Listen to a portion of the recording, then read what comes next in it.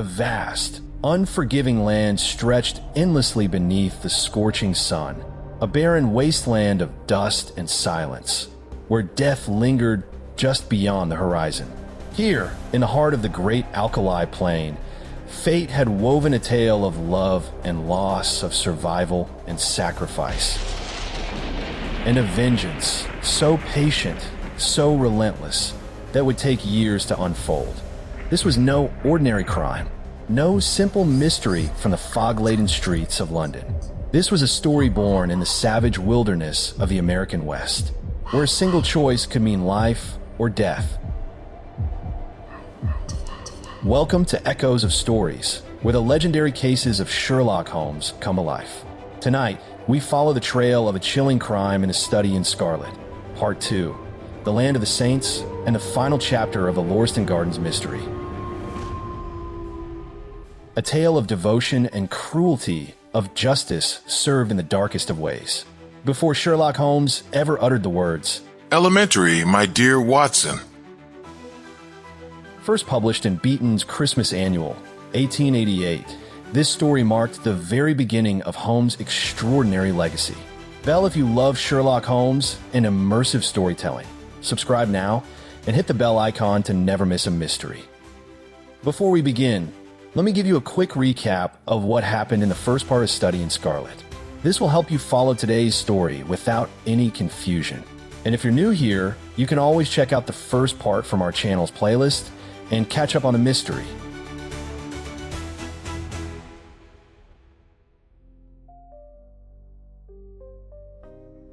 Dr. John Watson, had returned from the war in Afghanistan, wounded and weary, seeking refuge in London. By chance, I met a peculiar man, Sherlock Holmes. We became flatmates at 221B Baker Street, and I soon discovered that he was no ordinary man. He was a consulting detective, the only one of his kind. Our first case led us to Lauriston Gardens, where an American, Enoch J. Drebber, was found dead. There were no wounds, yet the floor was smeared with blood, and on the wall, a single word was scrawled, "Rake." Holmes, with his razor-sharp mind, examined footprints, cigar ash, and carriage tracks, deducing that the killer was a tall man who had arrived with the victim in a cab. Meanwhile, Scotland Yard's finest, Gregson and Lestrade, had their own theories. Gregson arrested a young man, Arthur Charpentier, believing he had killed Drebber in a fit of rage. But before the case could be closed, Lestrade delivered chilling news. Drebber's secretary, Stan Jerson, had also been murdered. This second killing proved one thing: the real murderer was still at large. Holmes set a trap, confident that his unseen adversary would soon step into it. But to truly understand how this mystery began, we must go back to the very beginning of Jefferson Hope's pursuit of vengeance. Now, journey back in time, before the murder at Lauriston Gardens.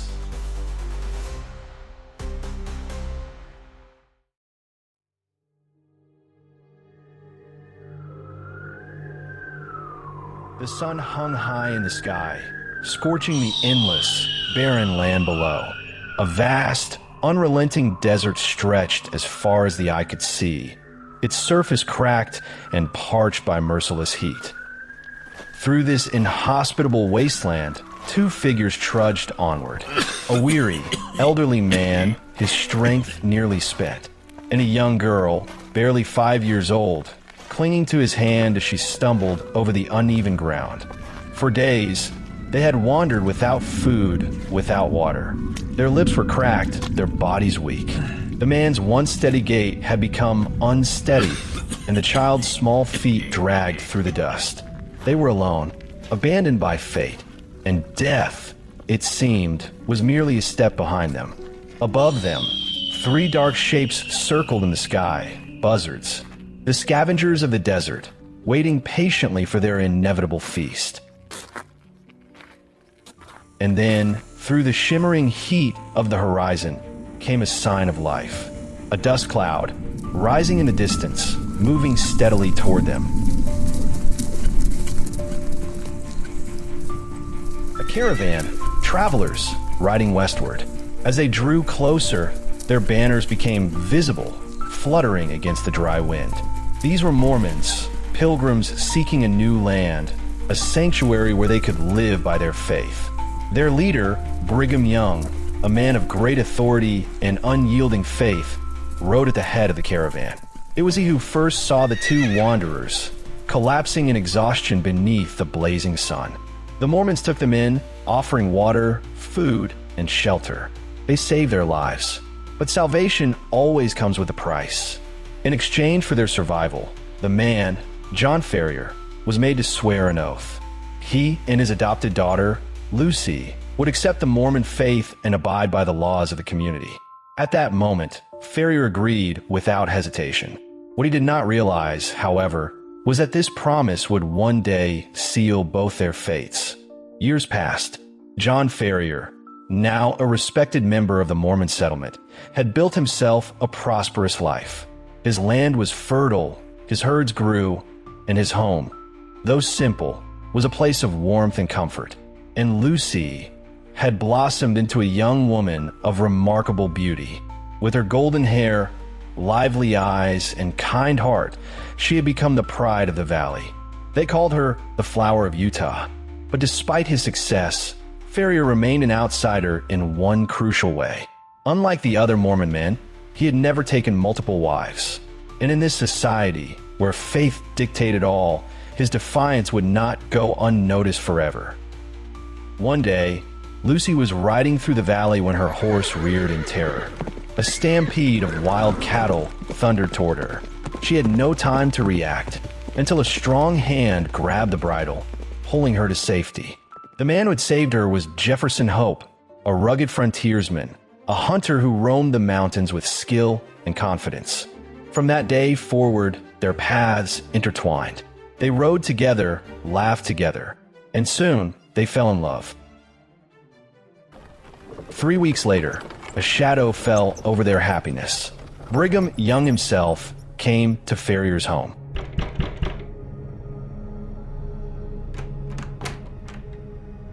And this time, he did not come as a friend. You owe us everything, John Ferrier. You swore an oath to follow our ways. Your daughter has come of age. She must marry. She will take a husband, a faithful son of the church. 2 men had been chosen, Enoch Drebber and Joseph Stangerson. One of them would take Lucy as his wife. Ferrier clenched his fists. She's not some piece of property to be traded like livestock. My daughter will choose her own husband. Brigham Young's expression darkened.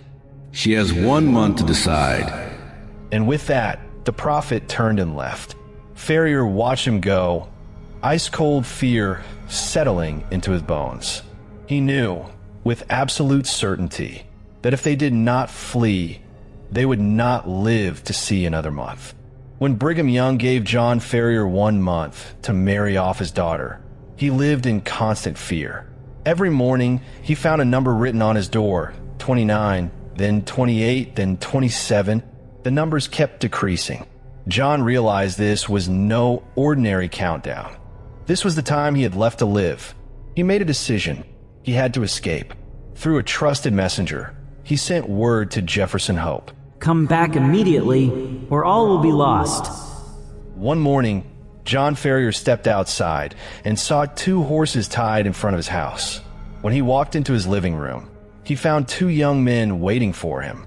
They were Enoch Drebber, a power-hungry Mormon who wanted Lucy as his wife, and Joseph Stangerson, Drebber's rival, who also desired Lucy. Lucy must choose one of us. It is the law of our faith. John Ferrier, furious, ordered them to leave his house immediately. As they walked out, Drebber turned and sneered. Ferrier, you will regret this. That evening, John turned to his daughter and said, We leave tonight. If we don't go now, we never will. Lucy trembled with fear, but she knew there was no other choice. That very night, there was a soft knock on the door. John Ferrier opened it. Jefferson Hope had returned. Hope whispered urgently, We have to leave now. If we delay, we will die. Without wasting another moment, John, Lucy, and Jefferson mounted their horses and disappeared into the night. They rode through the dark, desolate landscape. John Ferrier kept glancing back, fearing they were being followed. But escaping through the desert at night was not easy. They lost their way, giving the Mormons a chance to track them down. As they reached a canyon, Jefferson Hope insisted they stop to gather food and water. John and Lucy, exhausted, hesitated, but Hope urged them. Just a little farther. We're almost safe.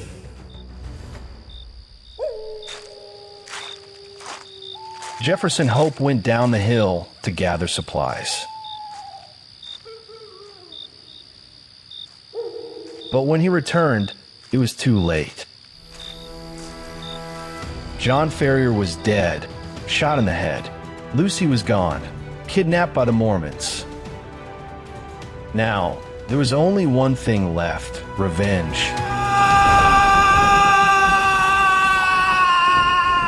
Standing over John Ferrier's lifeless body, Jefferson Hope swore to himself,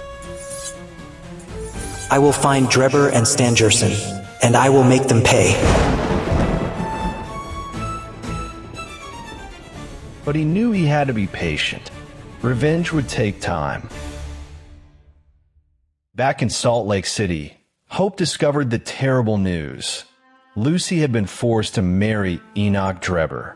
On the day of the wedding, the town was filled with celebration. But Jefferson Hope knew the truth. This isn't a day of joy. This is the day Lucy dies.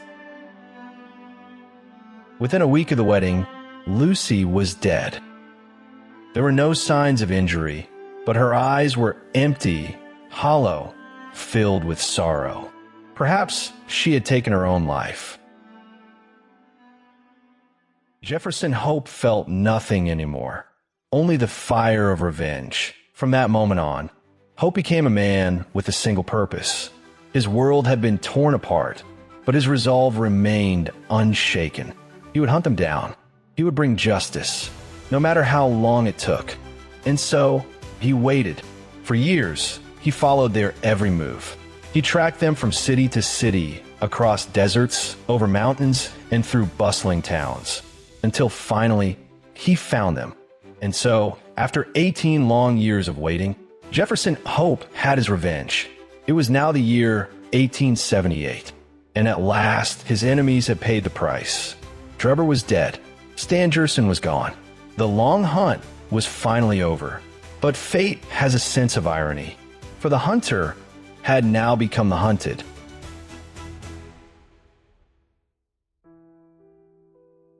As the echoes of his past faded, reality settled back into place.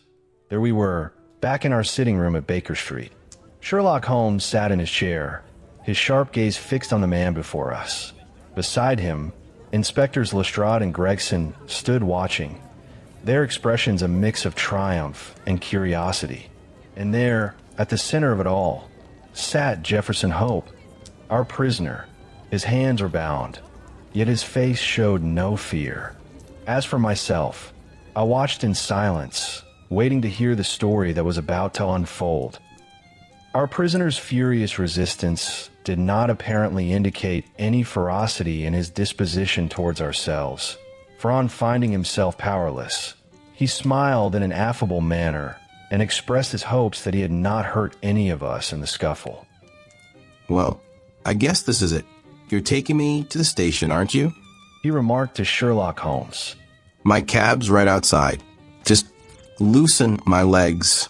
I'll walk. I'm not as light as I used to be. Gregson and Lestrade exchanged glances, as if they found the request a bold one. But Holmes, without hesitation, took the prisoner at his word and loosened the towel that bound his ankles. Slowly, he rose to his feet, stretching his legs, as if making sure they were truly free again. I remember watching him in that moment, thinking to myself, I had rarely seen a man so powerfully built. His dark, sunburned face carried an expression of sheer determination, a force just as formidable as his strength itself.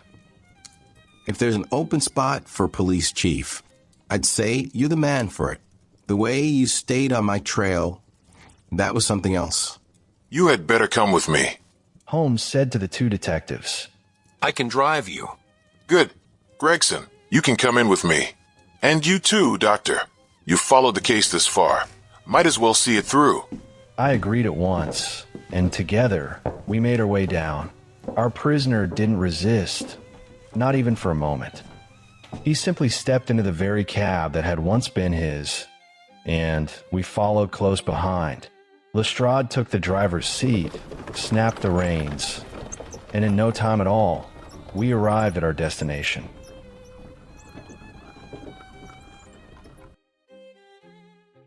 Inside, we were led to a small chamber where a police inspector carefully recorded our prisoner's name, along with the names of the men he was charged with murdering. The official himself was pale-faced and motionless. He carried out his duty with the same dull, mechanical precision as someone who had done it 100 times before. The prisoner will be put before the magistrates in the course of the week. In the meantime, Mr. Jefferson Hope, have you anything that you wish to say?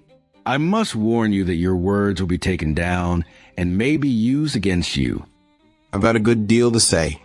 I want to tell you gentlemen all about it. Hadn't you better reserve after your trial? I may never be tried. You needn't look startled. It isn't suicide I am thinking of. Are you a doctor? His eyes narrowed, as if studying my reaction with keen interest. Yes, I am, I answered. Then put your hand here, he said, with a smile, motioning with his manacled wrists towards his chest. I did as he asked. And immediately, I became aware of a strange, relentless throbbing inside him. His chest seemed to tremble, almost as if some powerful engine were laboring deep within. In the silence of the room, I could hear it, a low, steady hum, a faint buzzing, all coming from the same source. I cried, "Wait a moment. You have an aortic aneurysm." That's what they call it. I saw a doctor last week. He told me it won't be long now. Said it's bound to burst any day. It's been getting worse for years. Ever since my time in the Salt Lake Mountains. Too much cold, too little food. But I've done what I set out to do. And now, I don't care when I go, but before I do, I want the truth to be known. I won't have the world remembering me as just some common cutthroat. The inspector and the two detectives had a hurried discussion as to the advisability of allowing him to tell his story. Do you consider, Doctor, that there's immediate danger? Most certainly there is. In that case, it is clearly our duty, in the interest of justice, to take his statement. You are at liberty, sir, to give your account, which I again warn you will be taken down. If you don't mind, I'll sit down. The prisoner said, suiting the action to the word. This aneurysm of mine, it wears me out fast. And after that scuffle we had earlier, well, it hasn't exactly helped. I'm standing at the edge of the grave.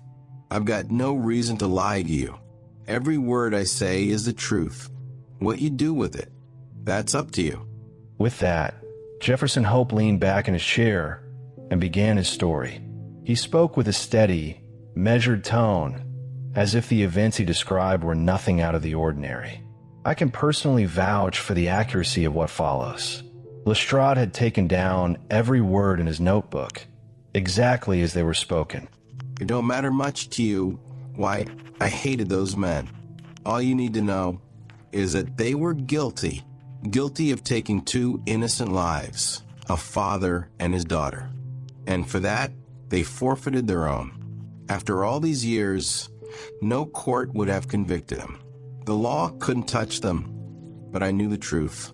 So I made my choice. I would be their judge, their jury, and their executioner. And you, if you had any manhood in you, if you had lived my life, you'd have done the same. That girl I spoke of, she was supposed to be my wife 20 years ago. Instead, she was forced to marry that man, Drebber. And it broke her, killed her. I took the ring from her cold finger, and I swore that when Drebber died, his last sight, his final breath, would be spent looking at that very ring, a reminder of the crime he was punished for. I carried it with me through 2 continents across endless miles, until I finally caught them.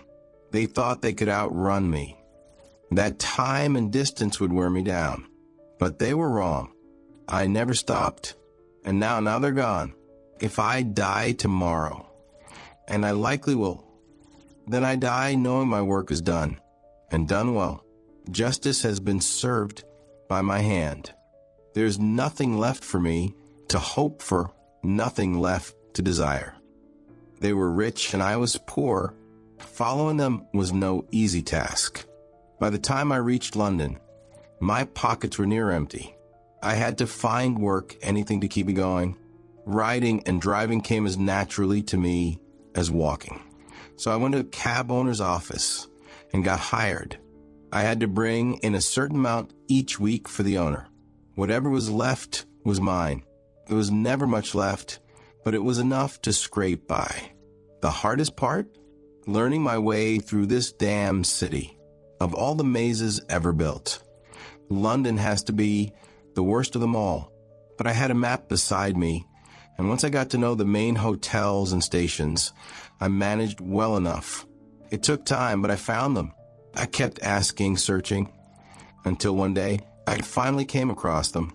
They were holed up in a boarding house in Camberwell, just across the river. Once I found them, I knew I had them. They were mine, at my mercy. I had grown my beard, changed my face. There was no way they'd recognize me. So I followed them day after day, waiting for my moment. They would not escape me again, and yet they nearly did. No matter where they went in London, I was always there. Sometimes on foot, sometimes in my cab. The cab was better. They couldn't outrun me that way. I could only make money early in the morning or late at night. That meant I started falling behind on my payments to my employer. But I didn't care. Not as long as I could keep them in my sights. They were careful. Too careful. It was like they knew someone might be after them. They never went out alone and never after dark. For 2 weeks, I stayed on their trail. I followed them every day. And not once did I see them separate. Drebber? He was drunk half the time. But Stangerson?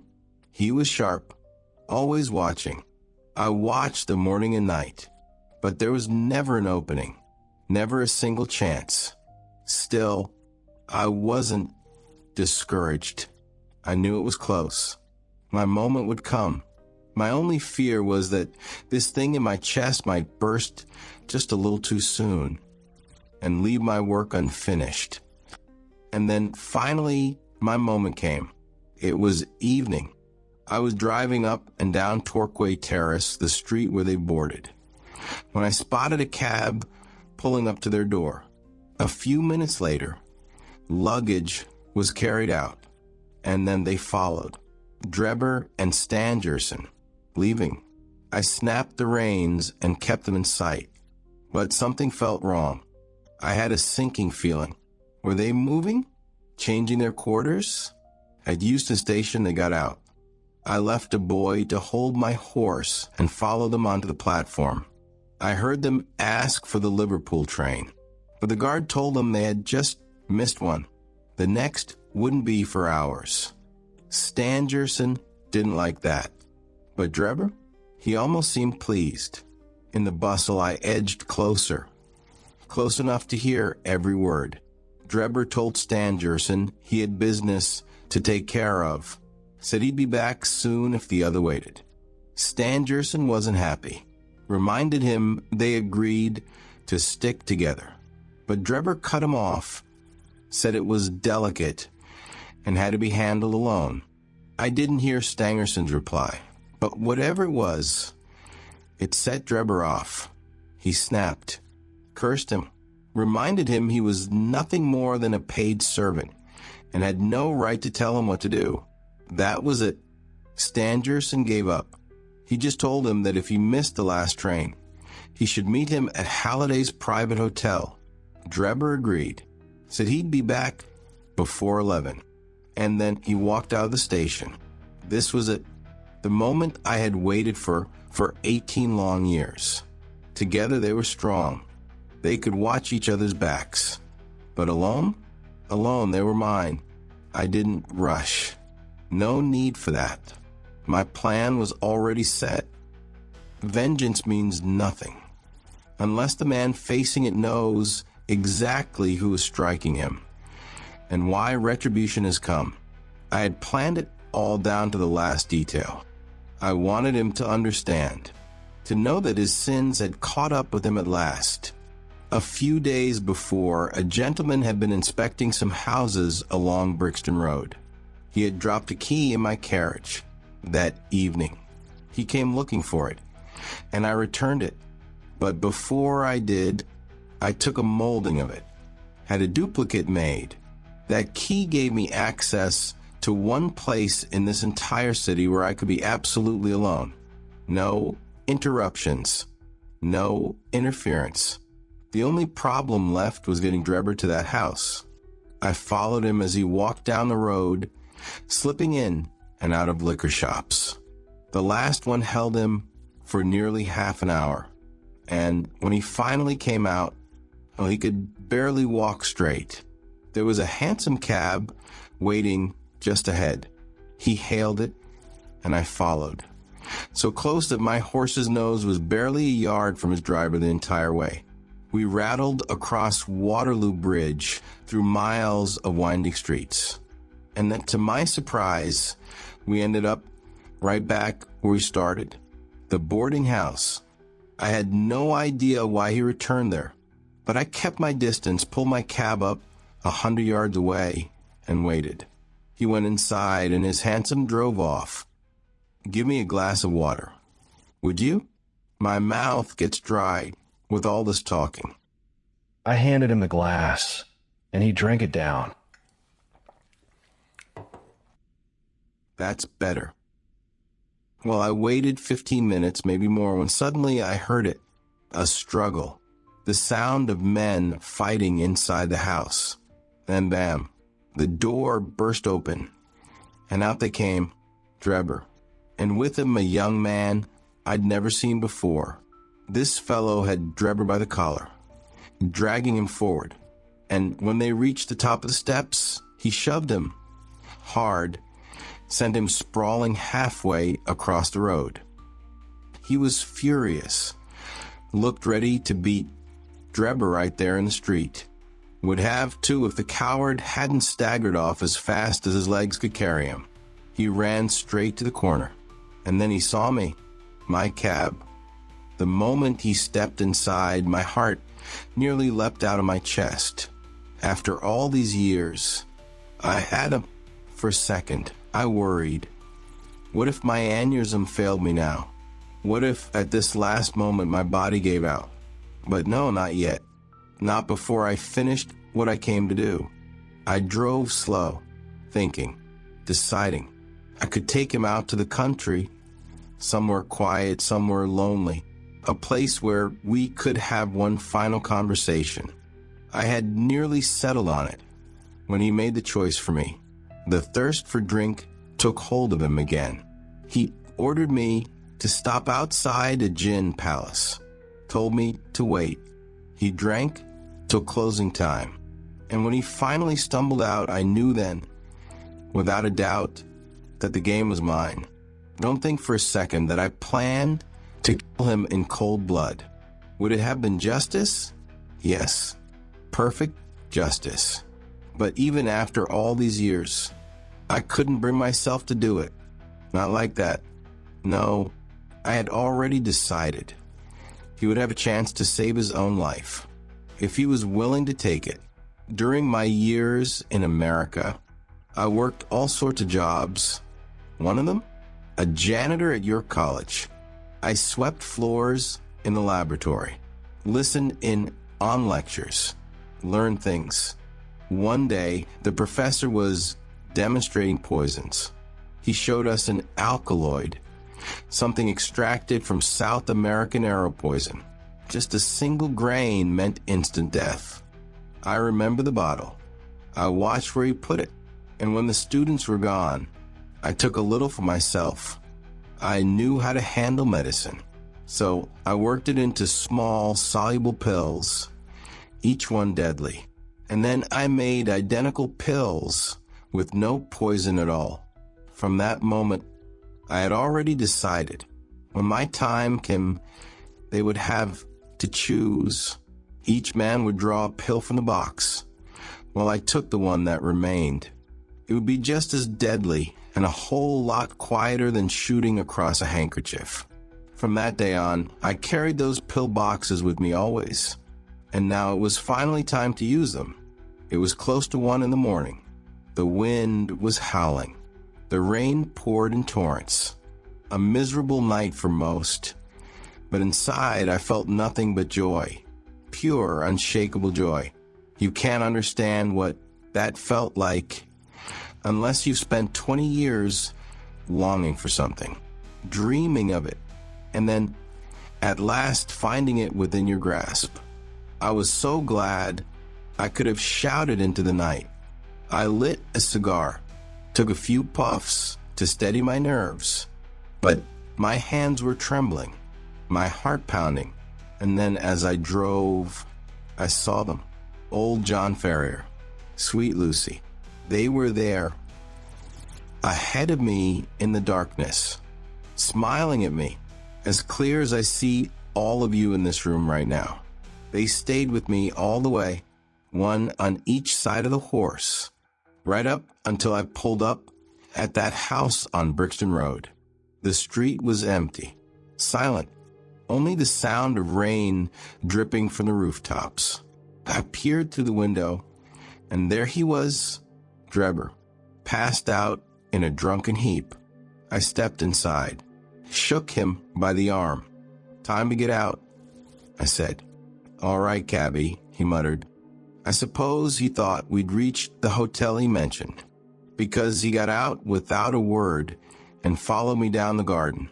He was still unsteady, still drunk. I had to walk beside him to keep him from stumbling. When we reached the door, I led him inside, into the front room, and all the while, I swear to you, the father and daughter were walking ahead of us. "It's infernally dark," he muttered, stamping his foot.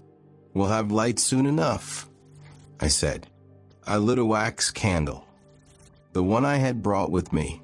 Then I turned to face him and raised the light to my own face. I said, "Now, Enoch Drebber, who am I?" For a moment, he just stared, his bleary, drunken eyes trying to focus. And then it hit him.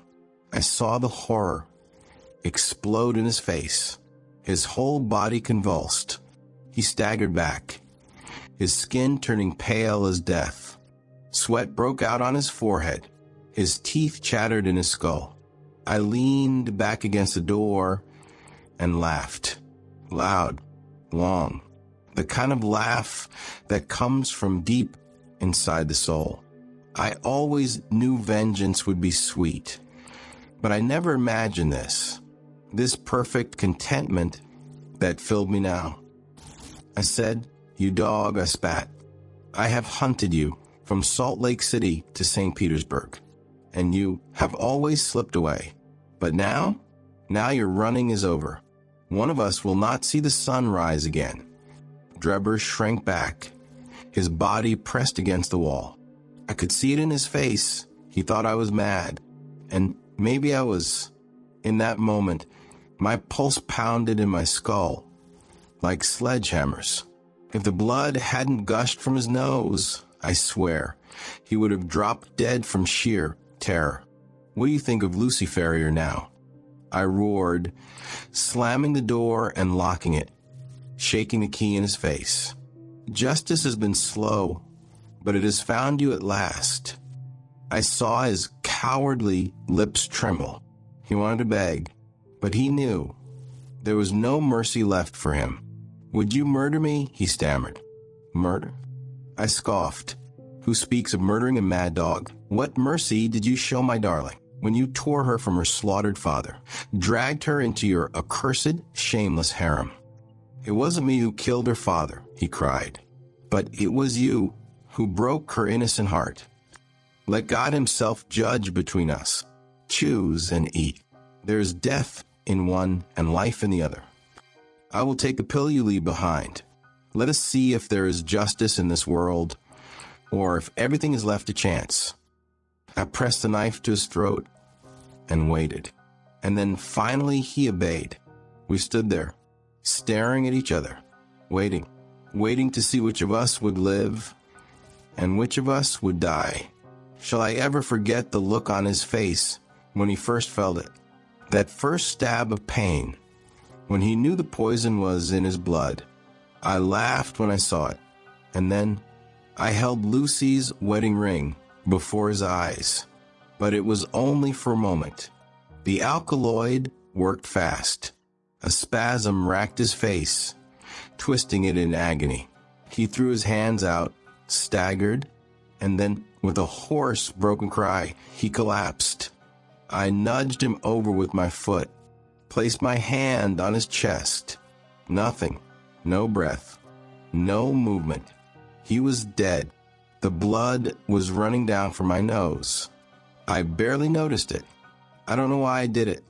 Maybe just for mischief. Maybe to throw the police off my trail. But I remembered something. A case in New York, a German found dead, with rake written above him. The papers speculated about secret societies.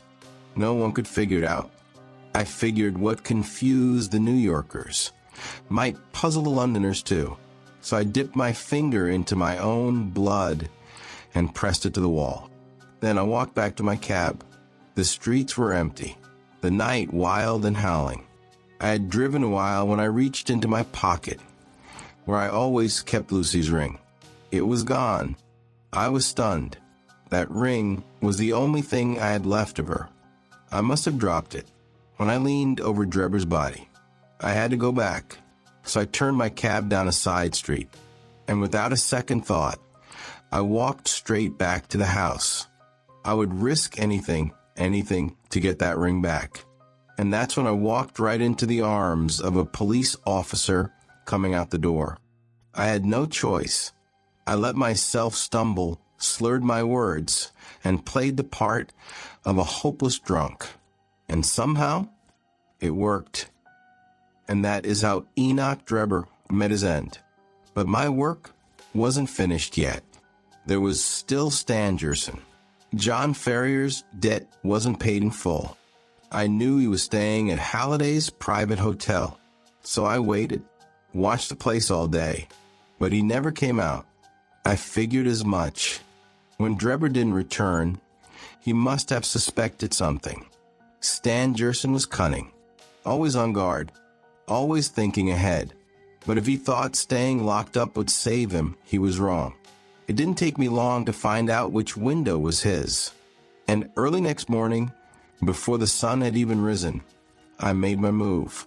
There were some ladders lying in the back lane behind the hotel. I climbed up, slipped into his room, just as dawn was breaking. I woke him up, told him his time had come, that he would answer for the life he had stolen all those years ago.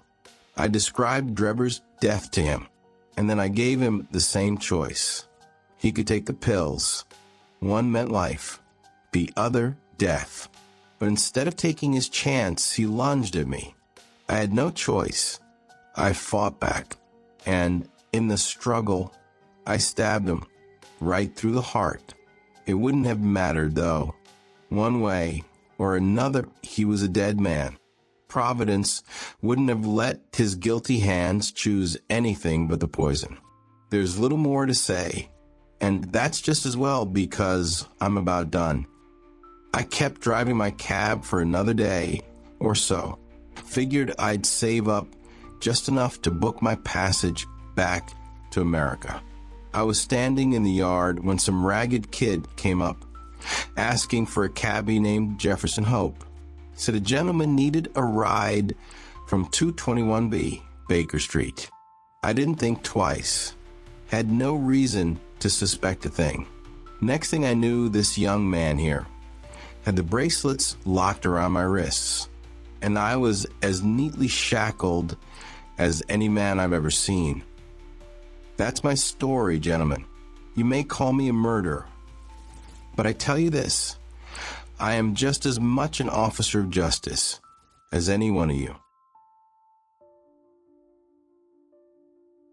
The man's story had been nothing short of mesmerizing. His voice, his manner, the weight of his words, it held us spellbound. We sat there, silent, absorbed. Even the detectives, men who had seen every kind of crime, seemed utterly transfixed. And when he finally finished, no one spoke. For several long minutes, the room remained in perfect stillness. Only the faint, rhythmic scratching of Lestrade's pencil as he added the final strokes to his shorthand notes. There's only one point on which I should like a little more information. Sherlock Holmes said at last. Who was your accomplice? Who came for the ring, which I advertised? The prisoner gave my friend a cheeky wink, almost like he was enjoying himself. I can tell my own secrets, but I don't go around getting people into trouble. I saw your advertisement. I thought it might be a setup, or maybe just a ring I've been looking for. My friend here volunteered to go and check it out. I think you'll agree. He did it quite smartly. Not a doubt of that. Now, gentlemen, The inspector remarked gravely. the forms of the law must be complied with. On Thursday, the prisoner will be brought before the magistrates, and your attendance will be required. Until then, I will be responsible for him.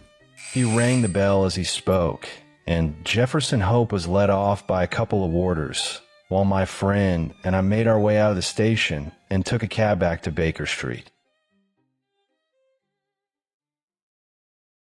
We had all been summoned to appear before the magistrates that Thursday, but when the day came, there was no need for our testimony.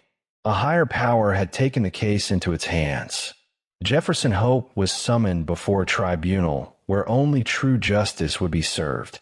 That very night, after his capture, his aneurysm burst. In the morning, he was found lying on the floor of his cell. There was a peaceful smile on his face, as though in those final moments he could look back on his life and feel it had been well lived. His work was done, his vengeance fulfilled.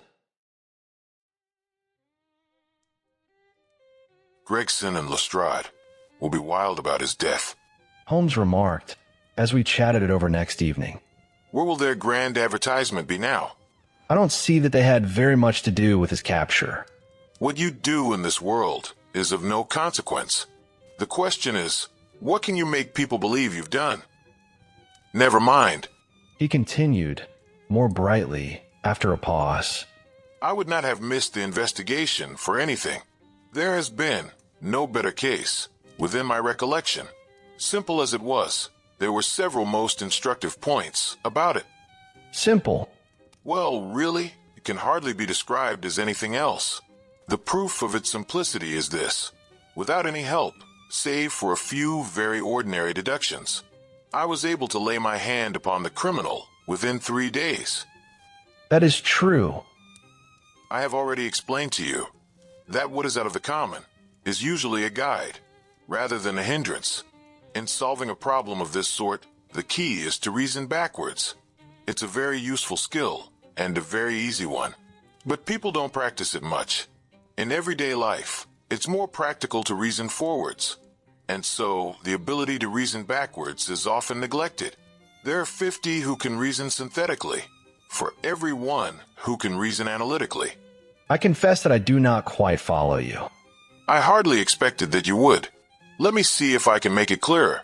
Most people, if you describe a train of events to them, will tell you what the result will be. They can piece those events together in their minds and argue that something will happen.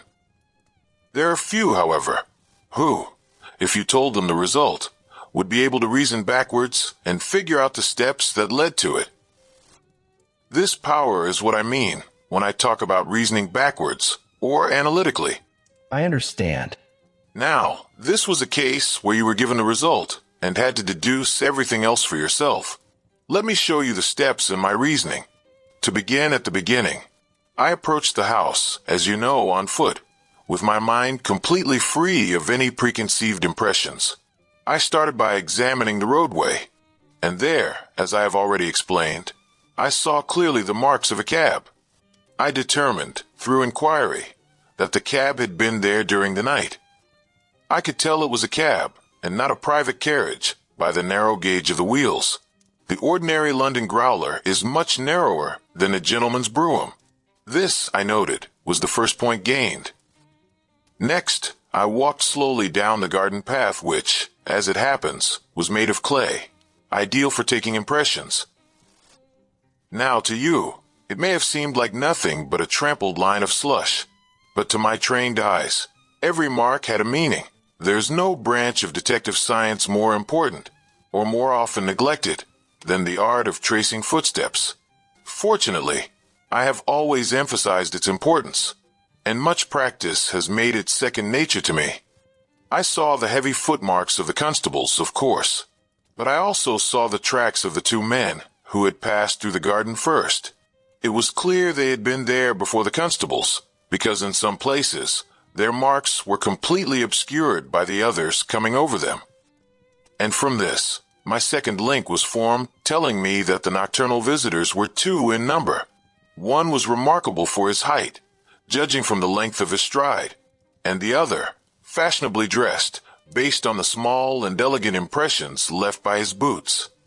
Upon entering the house, my last inference was confirmed.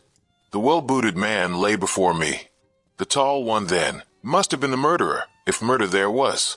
There was no wound on the dead man's body, but the agitated expression on his face assured me he had foreseen his fate before it came upon him. Men who die from heart disease or any sudden natural cause never exhibit agitation in their features. Having sniffed the man's lips, I detected a faintly sour smell. I concluded that he had been poisoned. Once again, I reasoned that the poison had been forced upon him, evidenced by the hatred and fear in his expression. By the method of exclusion, I arrived at this conclusion. No other hypothesis fit the facts. Do not imagine it was an unheard of idea. The forcible administration of poison is hardly a new concept in criminal history. The cases of Dalsky in Odessa and Letrier in Montpellier would come to any toxicologist's mind. And now came the great question. What was the reason behind it all? Robbery hadn't been the motive for the murder. Nothing had been taken. Was it politics then? Or was it woman? That was the question I faced. From the start, I was inclined toward the latter. Political assassins, you see, are quick to do their work and disappear. But this murder was different. It was done deliberately. The perpetrator had left his tracks all over the room, showing he had been there the entire time. This must have been a private wrong, not a political one. That's what called for such methodical revenge. When the inscription was discovered on the wall, I became even more convinced of my opinion. The inscription was too clearly a blind. But when the ring was found, it settled the question for me. Clearly, the murderer had used it to remind the victim of some dead or absent woman. At that point, I turned to Gregson and asked if he had inquired in his telegram to Cleveland about any specific points in Mr. Drebber's past. He answered, as you remember, in the negative. So I proceeded to carefully examine the room. This confirmed my suspicion about the murderer's height and gave me additional details, like the Trichinopoly cigar and the length of his nails. I had already concluded that, since there were no signs of a struggle, the blood covering the floor had come from the murderer's nose. In his excitement, the track of blood coincided with the track of his feet. It's rare for a man to break out in such a way unless he's very full-blooded. So I deduced that the criminal was probably a robust, ruddy-faced man. Events later proved I had judged correctly. Having left the house, I proceeded to do what Gregson had neglected. I telegraphed to the head of the police in Cleveland, limiting my inquiry to the circumstances surrounding the marriage of Enoch Drebber. The answer was conclusive. It told me that Drebber had already applied for legal protection against an old rival in love named Jefferson Hope, and that this same Hope was presently in Europe. At that moment, I knew I had the clue to the mystery in my hands. All that remained was to secure the murderer. I had already concluded that the man who had entered the house with Drebber was none other than the man who had driven the cab. The marks in the road showed that the horse had wandered on, as though no one had been in charge of it. Where, then, could the driver be unless he were inside the house? Once again, it's absurd to suppose that any sane man would carry out such a deliberate crime under the very eyes of a third person, who was bound to betray him. Lastly, supposing one man wished to dog another through London, what better means could he adopt than to turn cab driver? All these considerations led me to the irresistible conclusion that Jefferson Hope was to be found among the Jarvies of the metropolis. If he had been one, there was no reason to believe that he had ceased to be. On the contrary, from his point of view, any sudden change would likely draw attention to himself. He would probably, at least for a time, continue to perform his duties. There was no reason to suppose that he was going under an assumed name. Why should he change his name in a country where no one knew his original one? I therefore organized my street Arab detective corps and sent them systematically to every cab proprietor in London until they ferreted out the man that I wanted. How well they succeeded and how quickly I took advantage of it are still fresh in your recollection. The murder of Stangerson was an incident which was entirely unexpected, but which could hardly have been prevented. Through it, as you know, I came into possession of the pills, the existence of which I had already surmised. You see, the whole thing is a chain of logical sequences, without a break or flaw. It is wonderful. Your merits should be publicly recognized. You should publish an account of the case. If you won't, I will for you. You may do what you like, Doctor. See here. He continued, handing a paper over to me. Look at this. It was the Echo for the day, and a paragraph he pointed to was devoted to the case in question. It reads, "The public has lost a sensational treat through the sudden death of the man Hope, who was suspected of the murder of Mr. Enoch Drebber and Mr. Joseph Stangerson. The details of the case will probably never be known now, though we are informed on good authority that the crime was the result of an old-standing and romantic feud in which love and Mormonism played a part. It seems that both victims belonged, in their younger days, to the Latter-day Saints, and Hope, the deceased prisoner, hails also from Salt Lake City. If the case has had no other effect, it at least brings out in the most striking manner the efficiency of our detective police force, and will serve as a lesson to all foreigners that they will do wisely to settle their feuds at home and not to carry them on to British soil. It is an open secret that the credit of this smart capture belongs entirely to the well-known Scotland Yard officials, Messrs. Lestrade and Gregson. The man was apprehended, it appears, in the rooms of a certain Mr. Sherlock Holmes, who has himself, as an amateur, shown some talent in the detective line, and who, with such instructors, may hope in time to attain some degree of their skill. It is expected that a testimonial of some sort will be presented to the two officers as a fitting recognition of their services." Didn't I tell you so when we started? That's the result of all our study in Scarlet, to get them a testimonial. Never mind. I have all the facts in my journal, and the public shall know them. In the meantime, you must make yourself contented by the consciousness of success. Like the Roman miser, the people may hiss me, but I applaud myself. For at home, I sit contented, watching my money in the chest.